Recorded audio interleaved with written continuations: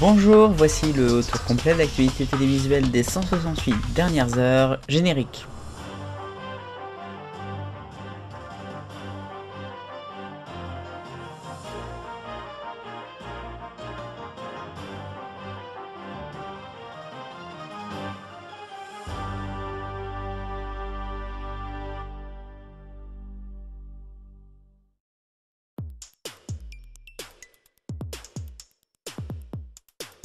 À la une ce dimanche dans le TV 168, Welcome Back en 1993. C'est le nom de la nouvelle émission de Camille Combal, diffusée au prime time vendredi soir, sur la une. L'idée est sympa, avec un concept anglais, A Year to Remember, une sorte de jeu où on retrouve un petit peu plein de choses d'une seule année. Le décor était très joli, mais c'est pas ça qui m'a énervé le plus, c'est l'habillage, puisque TF1 avait décidé de jouer le jeu à fond et de reproposer un habillage d'époque, presque. Vous le voyez, il y a eu des jingles pubs adaptés, des bandes annonces, le permanent antenne, même qui a été customisé pour l'occasion, qui a été mis en fait à l'ancienne. Je rappelle que dans les années 80-90, il n'y avait pas de permanent antenne en général, sauf la 5. Il y a même eu l'Euro Mignon qui a eu le droit à sa petite bande annonce spéciale. Sauf que c'est pas le bon habillage. Alors je sais, ils l'ont peut-être fait en conscience de cause, puisque l'habillage de 93 c'est celui-ci, et encore il a changé en septembre. On a notamment le logo tricolore, ce jingle pub, les bandes annonces. Ça serait peut-être moins dans l'ambiance de mettre ceci, peut-être que le téléspectateur se serait pas rendu compte, mais je suis désolé, l'habillage qui a été proposé c'est celui de 88-89, et franchement c'est quand même une honte pour l'histoire de la télé. La semaine prochaine, c'est l'année 2000. Ça se trouve, ils vont ressortir l'habillage de 93 pour le coup. Bonne chance TF1.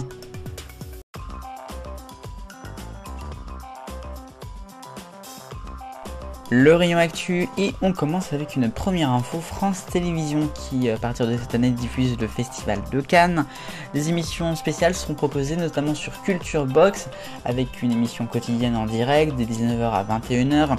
Puis ensuite un film pour le prime time, avant une nuit du festival jusqu'à 5h, et l'arrivée d'Oku. Pour ce qui est du reste de chaîne, on aura également C'est ce soir sur France 5, La Grande Librairie, ou encore 20h30 le samedi sur France 2, à noter pas trop c'est à vous.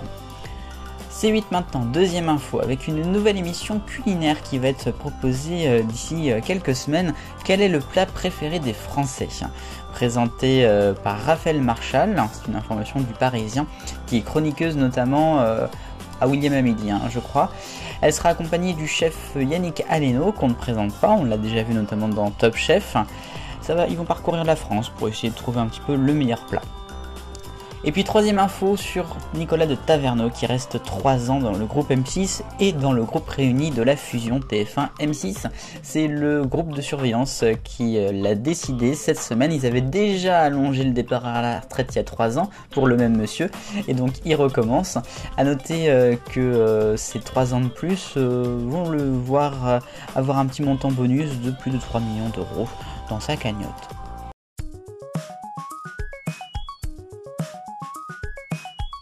L'arc-en-ciel des audiences, le rouge est pour W9 avec les Marseillais au Mexique mardi soir, seulement 300 000 et PDA à 1,6, c'est très bas.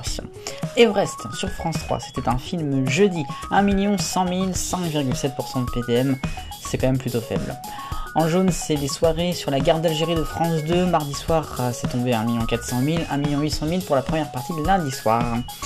Face à Baba est en vert, avec Marine Le Pen comme invitée, 1 400 000 sur C8, c'était mercredi soir.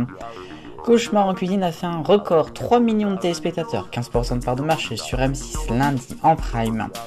TF1 est en bleu foncé avec la France face à la guerre, c'était la première des grandes émissions présidentielles. Lundi soir, 4 200 000 et presque 20%. Et puis violet pour les meurtres sur les îles du Frioul samedi dernier, 4 600 000 et un beau 24% de PDM.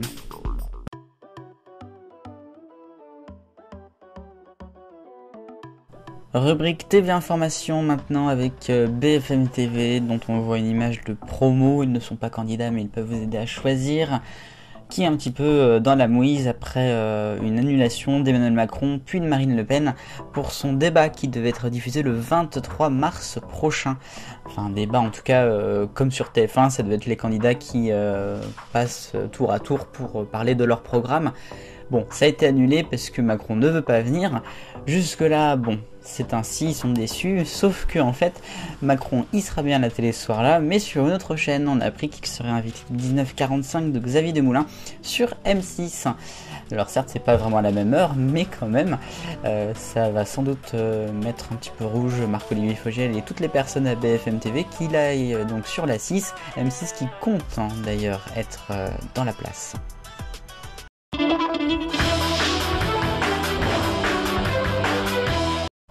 Les points de cette semaine consacrés à toute l'actualité qui se passe évidemment avec la guerre en Ukraine. On a la télévision qui qui a toujours joué un rôle et qui continue à le faire. Cette semaine a été un exemple, un grand exemple, puisque vous l'avez sans doute vu, cette image d'une journaliste d'une chaîne de télévision là-bas en Russie qui a tout simplement mis ce panneau avec d'abord écrit pas de guerre, no war, et qui explique un petit peu aux Russes qui écoutent une chaîne qui fait de la propagande, en tout cas ce journal. La journaliste a ensuite été arrêtée avant d'être libérée. Elle a juste une amende de quelques centaines d'euros. Emmanuel Macron a proposé à ce qu'elle vienne en France, elle a refusé, mais en tout cas voilà, ça montre que la télévision va continuer à jouer un rôle dans ce conflit des deux côtés.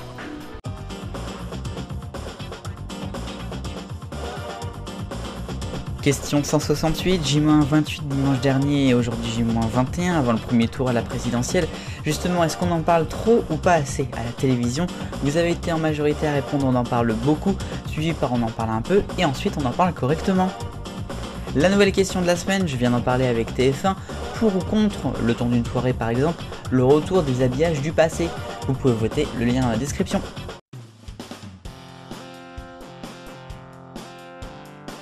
L'agenda de la télévision et ce lundi sur M6 en deuxième partie de soirée, c'est Et si on se rencontrait, deuxième saison inédite. Le lendemain sur la même chaîne, c'est une nuit NCIS jusqu'à 5h du matin. C'était l'occasion du dernier épisode de Marc Harmon, un acteur. Et puis samedi, vous aurez un nouveau documentaire sur C8 qui reviendra tous les samedis, une année de TV, 1982 pour commencer.